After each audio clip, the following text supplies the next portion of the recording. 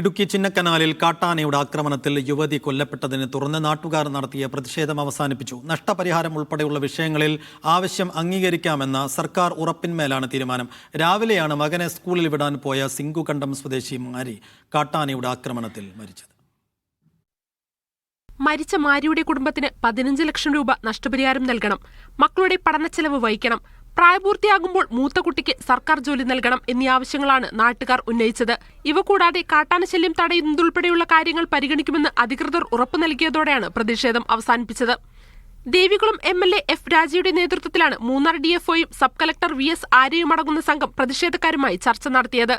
പ്രാദേശികമായ ആൾക്കാരുടെ അഭിപ്രായങ്ങൾ ഉൾപ്പെടുത്തി ഈ വന്യജീവി സംഘർഷം ലഘൂകരിക്കാനുള്ള ദീർഘകാല പദ്ധതിയും നമ്മൾ ഒന്നുകൂടെ ഇവിടുത്തെ ജനങ്ങളുടെ തന്നെ അഭിപ്രായങ്ങൾ എടുത്തുകൊണ്ട് ചെയ്യാൻ വേണ്ടിയിട്ട് തീരുമാനിച്ചിട്ടുണ്ട്. ഇപ്പോൾ ഫോറസ്റ്റ് ഡെവലപ്മെന്റ് ഏജൻസിയിൽ നിന്ന് തുടർച്ചയായിട്ട് വിദ്യാഭ്യാസത്തിനുള്ള സഹായം തുടർച്ചയായി നൽകാനുള്ള ഏർപ്പാട് തീരുമാനിച്ചു. രാവിലെ 8 മണിക്കാണ് സിംഗുകണ്ടം സ്വദേശി വെള്ളസ്വാമിയുടെ മകൾ മാരിയെ കാട്ടാന ആക്രമിച്ചു കൊന്നത്.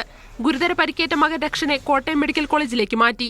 മാരിയുടെ മൃതദേഹം പോസ്റ്റ്മോർട്ടം പൂർത്തിയാക്കിയ ശേഷം ബന്ധുക്കൾക്ക് വിട്ടുനൽകും. ചിന്നക്കനാലിൽ പ്രത്യേക RRTയെ നിയോഗിച്ചിട്ടുണ്ടെങ്കിലും പ്രവർത്തനം കാര്യക്ഷമമല്ല. മീഡിയ 1 ഇടുക്കി.